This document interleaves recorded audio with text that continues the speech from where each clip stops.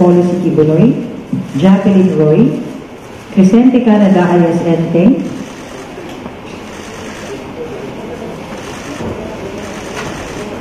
Ingrid Canada and Sylvia Semanis.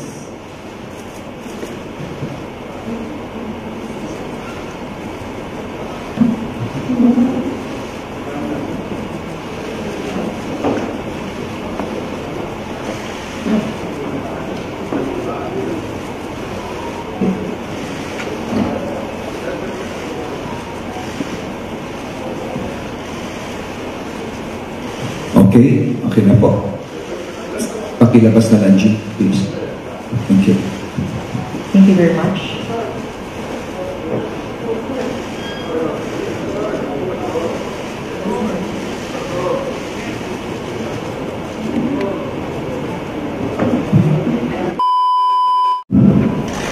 Magandang hapon po sa inyong lahat, sa lahat po ng mga kababayan natin at sa mga kaibigan natin sa media.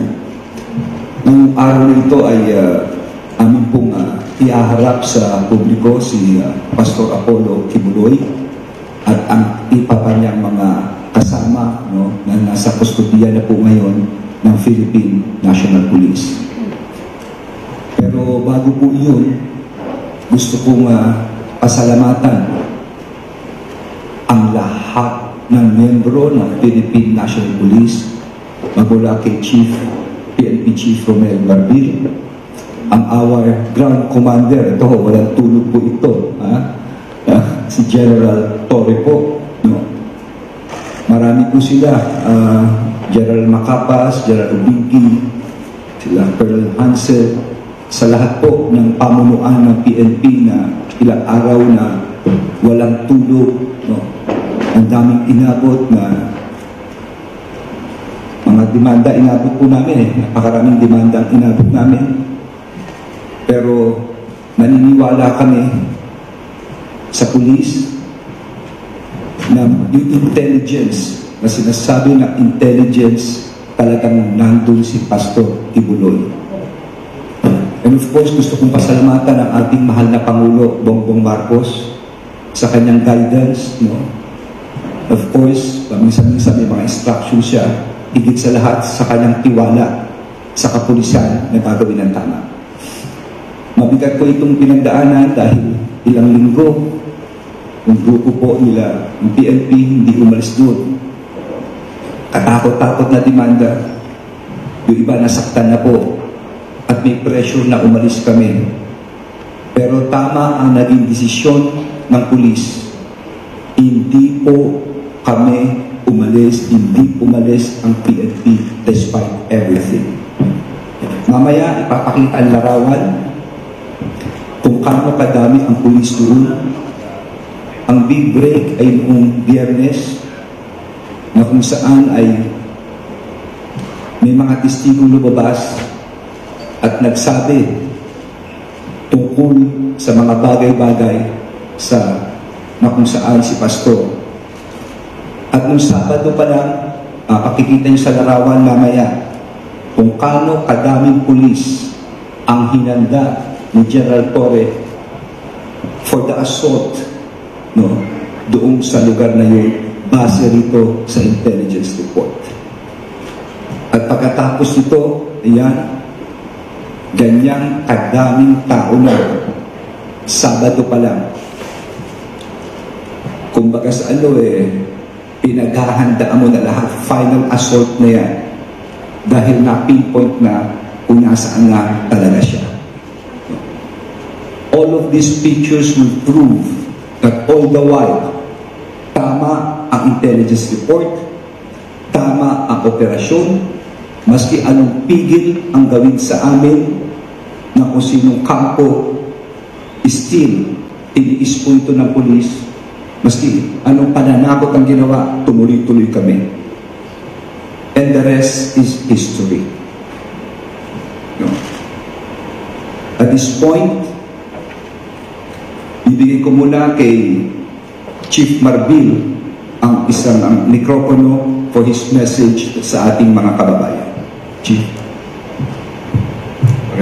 magandang umaga po. And magandang hapon pala. No? And sabi po yung guidance ng SLG natin, coming from the President, and no one's above the law. So ito po yung pinapakita natin na kahit na gano'ng hirap yung pressure, then tuloy-tuloy po kami. And we're so happy po na marami po tumulong sa amin. And sabi ko nga kay General Torre, pagkatapos ito, we need to file cases. Baka meron pa kayo yung mga sakit ng mga tao na naiiwan doon. That's what we did last time that I went to Davao. Na-save po kami ng dalawang tao na nagamit nila. Baka may mga gusto pang lumapit at gusto nang mag-file pa ng demanda against these people, mga na-abuse nila. So we're hoping, and sabi ko nga, and marami pang lalabas at mag-file ng kaso against these people. And you'll see the real truth kung bakit po namin ganadang hulihin po itong taong to. Maraming salamat po. Maraming salamat, Chief. And of course, ang ating walang tulog, walang pahinga, ang matapang po nating Ground Commander doon, si General Torre. General.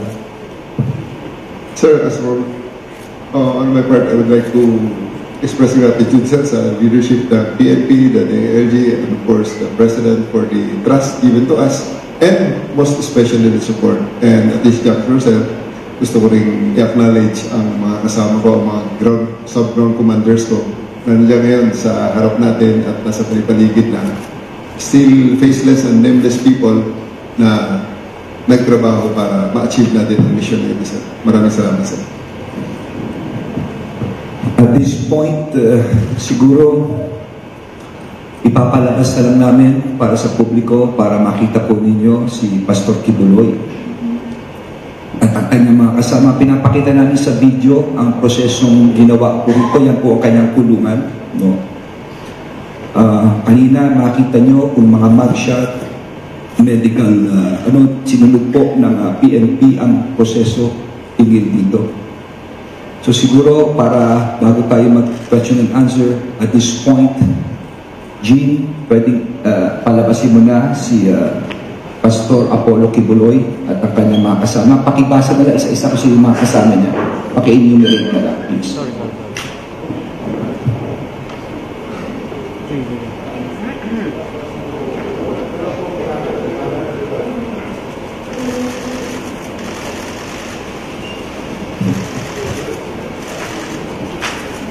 Pastor Apollo C. Kibuloy, Jacqueline Roy, Crescente Canada alias Enteng,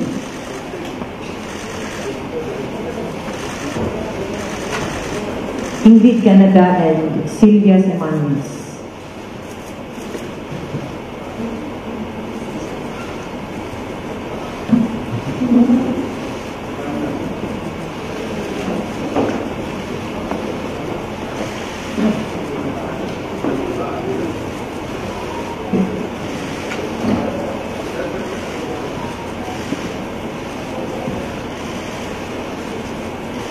Okay? Okay na po.